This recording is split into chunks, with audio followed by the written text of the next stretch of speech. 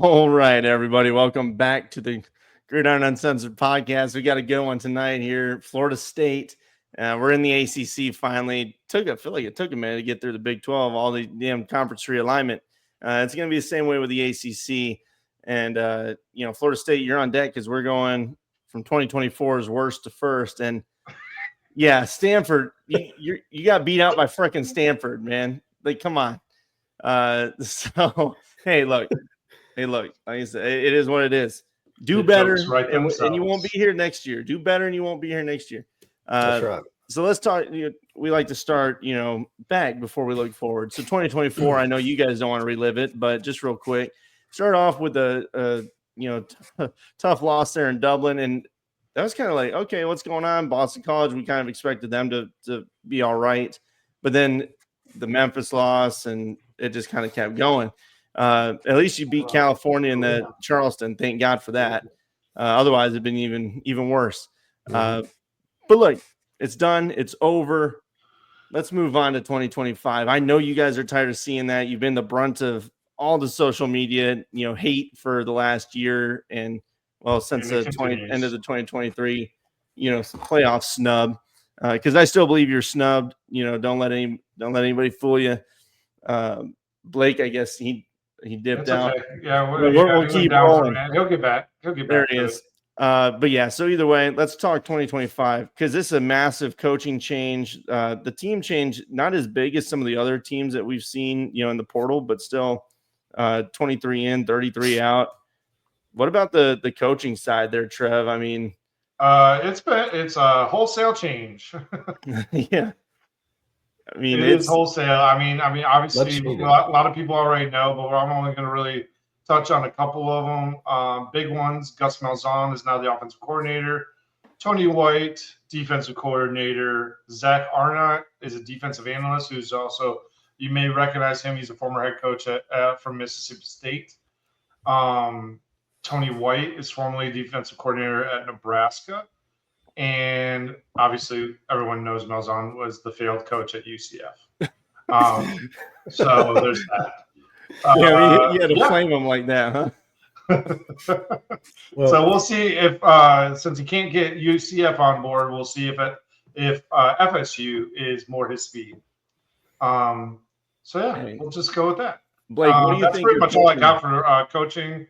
I'm not really confident that Gus Malzahn's scheme is something that Florida State's current makeup will take to as well as people think. But I'll be happily surprised if he maybe shows some sort of flexibility in his way that he coaches. But recent history shows that he does not. And what do you think? I mean, you've seen him a lot longer than or paid attention to him longer than I have. One of us. Yeah. So I actually disagree about the players at Florida State not fitting the system. Specifically, he has to have a very specific type of quarterback, and Castellanos does fit that system. It's got to be dual threat, but the thing is Castellanos didn't really have the same second season that he did his first season at Boston College. Yeah. I mean, he got benched, toward the end of the season. We need that first season Castellanos back for Gus Malzahn to be able to have some success here. I don't think his system is as unique as it once was when he first hit the scene back in the late 2000s, like 09 and 10. I mean, he come into Auburn or Arkansas State, and it was something people hadn't really seen before, running a spread option, a lot of running plays out of the spread, a lot of quarterback carries. You didn't really see that a lot. And, I mean, he destroyed Bama one year with it. I mean, we couldn't stop it for nothing. Cam Newton destroyed the SEC with it. I mean, it was tough to stop, but a lot of teams kind of shifted to that offense. So it's not really surprising anymore to a lot of teams. That's why I think he could never really get it going at UCF. He had KJ Jefferson down there one year. You thought that would have fit. Didn't really work out how people had hoped. But I mean, I think it can work with the right quarterback in place, and I do think he's got the potential for it to work. Mm-hmm.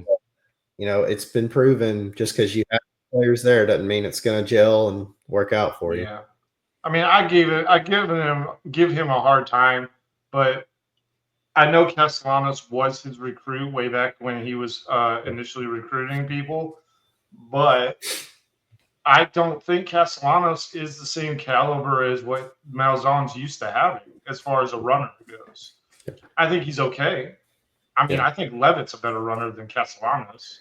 Well, I mean, his first year, he went over 1,000 yards rushing at quarterback. But last year it was like 150 or so. Yeah. Yeah. It's the change last year. Something happened. It's almost like a Caden Salter thing is the way I see it. Because it kind of happened there too at Boston College where he started, but then it kind of faded off and it just something wasn't going right. You know, I know Boston College had coaching changes and Bill O'Brien's offense. I've been through that and it just doesn't work well. And we had Bryce Young with that. And it just, you know, it just didn't work out with him.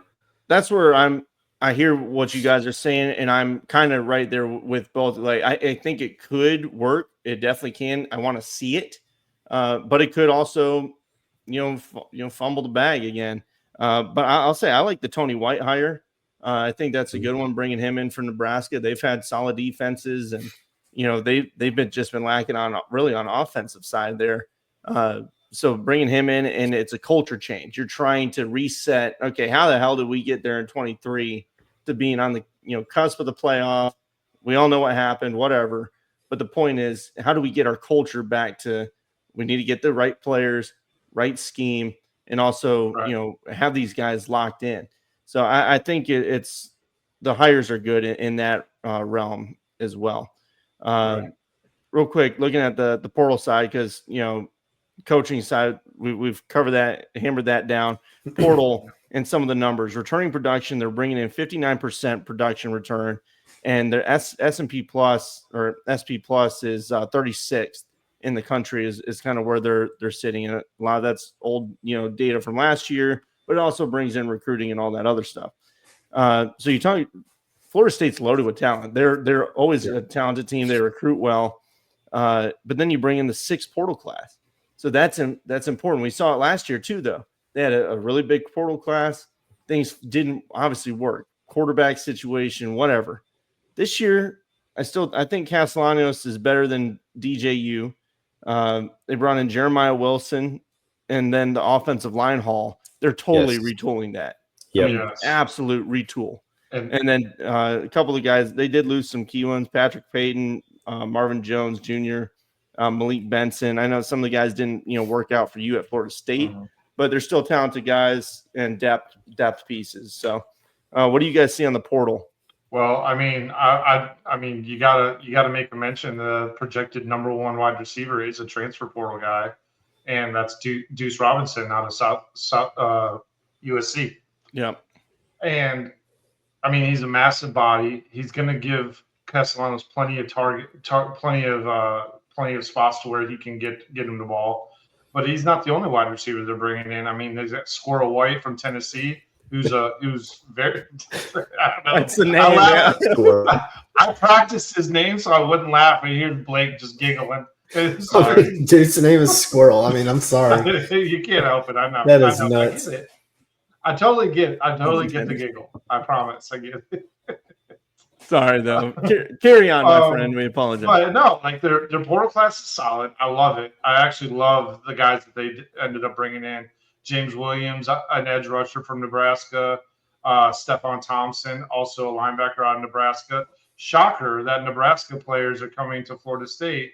The former defensive coordinators happens to be here. Yeah. But I wanted to point out that they brought in very solid recruits this year. They are a top 25 recruiting class, actually the 18th best recruiting class, with a running back is top 70 or top 100 in the country as far as a player goes. D lineman 6'2", 340 as a freshman. Like, are you kidding me? Like, dude is a freaking house with legs. Like, it's ridiculous. But I mean, a lot of defensive players. They got a couple good tight ends that are 6'4", 6'6", all in the recruiting. They have a quarterback. They did bring a couple quarterbacks, but there's nothing there really. It's Castellanos' show. And overall, I love their recruiting class. I love their transfer portal class. It's just goes back to when they did like everything through the transfer portal. Can they make it all come together? Can they make this mixture of talent coming from all areas, all across the country, to match together to form a winning program? And I don't know. The answer is I don't know, because they haven't yet proven that they can do it. Well, let's look at the offensive side of the ball and see if we think they can.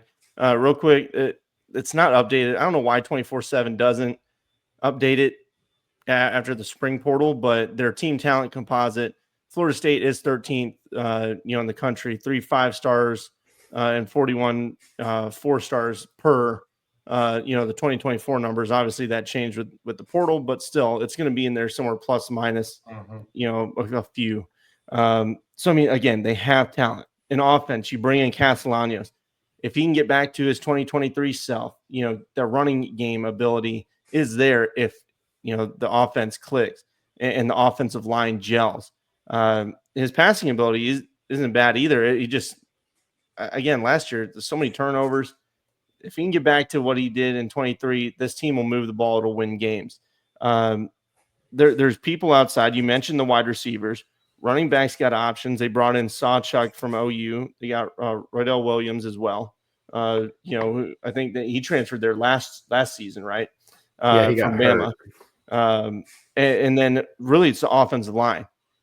Total rework.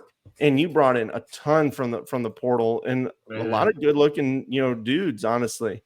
Micah Pettis, Pettibon. So you're getting guys from Ole Miss, Wake Forest, Jalen Matthews coming from Rutgers, a Big Ten type, Josh Raymond from Vandy. So you're getting guys. It's just how do they fit in the rotation, I guess, is my question.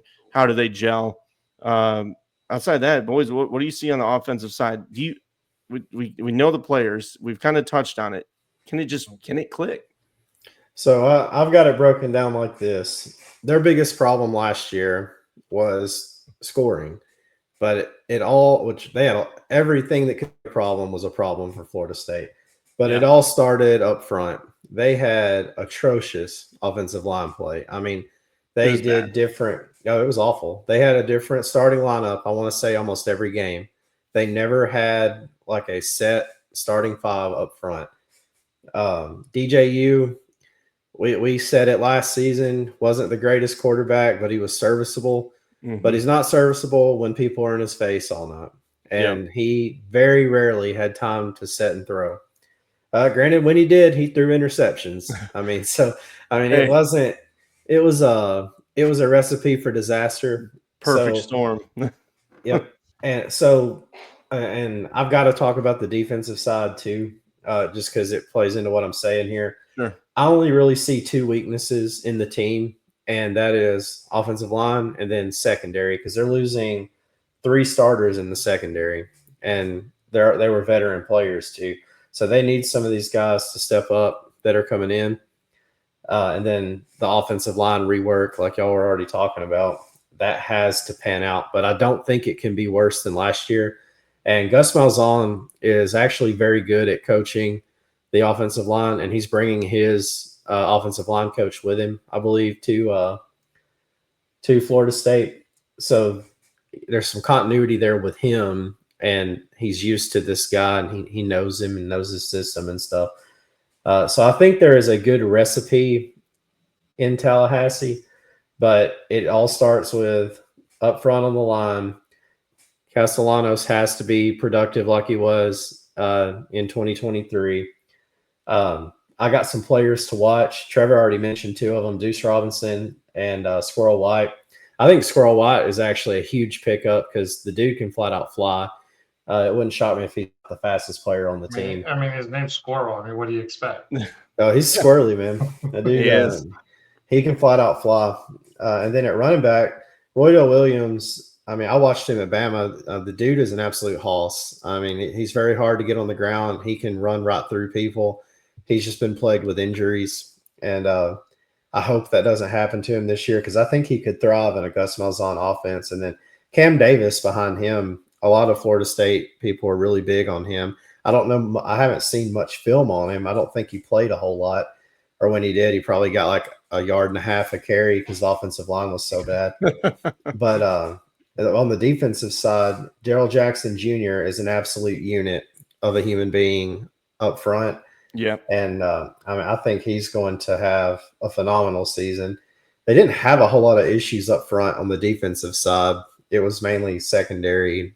But I think they got a lot of the pieces. It's just in year one with all the changes, will it converge and work out for them? Sure. Trev, what defensively, what do you think? Think they have I think, yeah. I don't have any. I honestly, I didn't have much concern last year until the offense didn't do a damn thing. Yeah. And then when you put the defense out there for 75% of the time of the game, we're all human, folks. So they're going to get tired. What the hell? Yeah. What do you think is going to happen? You know, we're all human.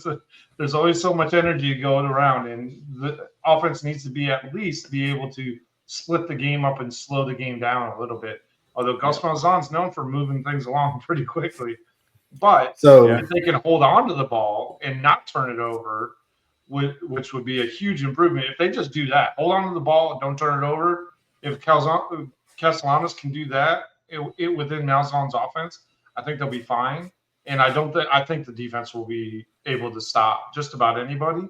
Yeah. If they don't, and if they somehow figure out a way to fuck this all up, then they're going to hear it from me. I promise you that. We've been labeled severe haters for Florida State. It's not true. I like Florida State. It's severe reality. Look, guys. I mean, whether you want to live in reality or not, the bottom line is y'all were the last in the ACC. I don't know when the last time Florida State was able to say that, but I guarantee you it wasn't in the last 5 years. So I'm just saying. Yeah. Hey, let's get back on the train here. Yeah. Hey, I have optimism for this offense and the defense. However, I have a lot of questions about the offense. I don't think it can even function. Yeah, listen, we don't just hate on Florida State, okay? Last year, obviously, it was easy. You know, there were some questions, you know, how do you go from what you did to what happened? But we shun anybody. If we just call it as we see it. Colorado's got plenty of it. We've talked, you know, down on Mario Cristobal. We just call it how it is. It's just how we see it. So, you know, I want to see exactly. I want to see what Florida State does. A couple of guys I did want to mention, DeMonte Diggs coming over from Coastal Carolina. I think that's an important piece on the D line too. I mean, 6'5", you know, good interior rusher, and then Jason Jenkins coming in from Tennessee. Linebacker, I think, is deep. Again, Jeremiah Wilson coming in from Houston. That's a very important piece for that back end because, like Blake mentioned, they had trouble back there. But yeah, let's talk at this. Let's look at the schedule, guys. Please, let's. Well, before I want to pose this question. What you got, I mean, you can go to the schedule. It pertains to it. What point is Mike Norvell on the hot seat? If it's wins, he's on the hot seat. I mean, like at what point in the season? Because I think when they lose week 2 to East Texas. I think that I knew he did something like that. No, I was going to say when they lose week 4 to Kent State Golden Flash, we're done. He's done. No, they're not going to lose to those. No. So, but in reality, like looking at their schedule, as a Bama fan, I know what I think Bama's going to be, but in reality, you don't know because we've got a lot of change. This is DeBoer's system now in the SEC. You're starting to get his guys in there. Mm-hmm. So I am a little nervous about this game because when you're facing a coach like Norvell, I think he's fighting for his job. He's got to earn that $10 million, Yeah. And that's a bad recipe there for Bama because he's got to prove something, and we're on the road with a lot of new guys. I mean, that's a scary thing. But I agree. as far as that schedule goes, Florida State, I mean, they could have maybe 1 or 2 losses going into week 8 or less. I mean, if they beat Bama, I mean, they could be 8-0 going into week 8. Trev, I want to hear your thoughts before I jump in. Oh shit! No. Pull the schedule. Let me throw it out. Sorry, I was still counting losses. My bad. Let me get. God damn. Sorry. Well, let me just. I'm kidding. Just throw out the Vegas Look, numbers. I'm kidding. I am seriously kidding. I'm trolling y'all a little bit because it's too easy. Hold on. The Vegas number is 7.5 is the over under, Trev. Yeah, no. So you think Norvell's gone? Because I think if he doesn't get to 8 wins, I think they can him. Well, I was going to say I don't think he's going to get to 7. I don't think he'll get 7 wins this season. Honestly, I think Gators got their number. I think NC State, despite things, I think they're going to have a bounce back here this year. I think throw the schedule back up ridiculously improved. That even more so than what they were last year. I think they will dominate the ACC. Miami, I don't know. That's a big question mark for me right now. Trev, can you throw the schedule back up real quick? Oh, yeah. Sorry. Okay, sure. Sure. I was going off of my schedule because I didn't want to block out Blake's face. Block it out Blake's face. So, so what I'm saying is that I think Florida is a loss at the end of the season. NC State in Raleigh, I think, is a loss. I think Clemson is a loss. I think Pitt is more than likely a loss. And in Miami, it's that's a question mark for me. But I think that potentially could be a loss. And then add Alabama because that's going to be a loss. In my opinion, I think Bama's got way more than what Florida State's working with. Doesn't mean because it is week 1, it does not mean that Florida State can't come out and surprise Alabama because that's severely possible. Yeah. Week 1, you do not know what's going to happen. Yeah. You can give your thoughts, Brennan, and I'm going to do a little rundown of that schedule.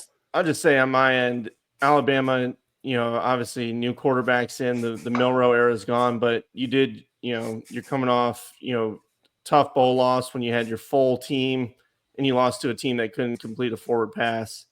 So I'm curious how Bama comes out of this one, and they better be ready because Florida State, again, they have the talent. Is how does it mesh? But if you're sleeping, you think, oh, this team, they're 2-10. I think DeBoer's going to have them ready, but still, I think it might be a little closer than, coming out of week 1 and while everybody's gelling, new quarterback and Ty Simpson's getting ready. Then you get 2 wins against East Texas, Kent State, Virginia. I think that's a win there. Miami is going to be an interesting one with Beck at quarterback. He had some issues last year, but he's still talented. Miami's got a talented roster. So it's how the back end, came out. Pitt's dangerous especially when they're healthy, how they were playing last year. So can't take them lightly. Stanford, take that as a dub. Wake Forest, I'm saying that's a win. Clemson's going to be very difficult. I know some Florida State fans will disagree with me there. I'm thinking of one in specific, a friend of ours. Florida State's going to get flipping destroyed in Clemson. Clemson's going to be a problem. Virginia Tech's improved. NC State, some have them as a bounce back, but it's usually the years that nobody's expecting shit from NC State that they actually do something. Yeah, and that's kind of this year. And then Florida's, I think, a dangerous team. So 7.5. It's right there. I mean, that's why Vegas puts it. Earlier, I think I said probably right in that 7 range when we did this episode earlier in the year. Kind of was a fan question. I don't know, man. It's tough. I want to see it. So are you before I taking the believe over or are you taking the under? Come back to me, Blake. Okay, Blake, go for it. Man. Throw it back up there. Here we go. Let's All right. So this is where I'm at in my head. There's 2 scenarios here. Okay. They come out, the team gels. Castellanos, we got the 2023 guy back. He's thriving in Malzahn's offense. The offensive line's figured out. Realistically, if all that comes to a head and it's good, we'll say they lose to Bama. I think they run the table all the way to Clemson. They'll beat East Texas, Kent State, Virginia, Miami, Pitt, Stanford. So they're 7-1 going into the Clemson game. Clemson at Clemson, that's going to be a not game. That's going to be tough because I think they're at the top of the SEC or the ACC for sure. Virginia Tech, I think they're going to have a great defense. I'm not sold on their offense yet. We'll talk about them later, but we'll chalk that up and say Florida State wins that. NC State, that's on the road, and it gets crazy in Raleigh for NC State games. They'll bring down a big team. So say they lose that one, and they lose to Florida. That's 8-4. Yeah, and that's best case scenario. Now, if they could somehow flip one of those games, the Clemson, Florida, NC State, one of those, they could have a 9-3, 8-4 team. But then if it don't go well, they're losing to Bama, they're losing to Pitt, Clemson, Virginia Tech. They could go over in the month of November. It's they could finish 5-7, 6-6. But I think it's going to be a different team under Malzahn. I think it's going to mesh better. Yeah. I think the players fit his system really well, and so I think they go over. I give them 8 or 9 wins. I don't disagree. However, at some point in time, hopefully, if that scenario holds true, I will say that it's mostly to do with the players' attitude has changed. Oh yeah, I agree. Yeah. And that that's coaching. You can change coaches all day long. You can change schemes all day long. But at the end of the day, if every single person on that team is not bought in and ready to freaking fight tooth and nail for every yard, then what the hell are we doing here? Yeah. Because honestly, you could definitely see everybody on the field suck and did not want to be there. Yeah. They are talented players, but if you don't want to be there, you're going to play like shit. They really are. They're like the Colorado of the ACC. They're loaded with talent. They're killing the portal. But, going 2-10 with the portal class that they had last year. Yeah. It's hard to form an opinion on this season based on that because it is. It's just it's hard to say. But I'm confident. I know it's a whatever corny line, but there's no I in team. I'll tell you what, they try and find the me in that motherfucker because they are all about themselves. Yeah, we'll see what they do this year. I think when I look at the floor and ceiling, I can see. I think they get a bowl game.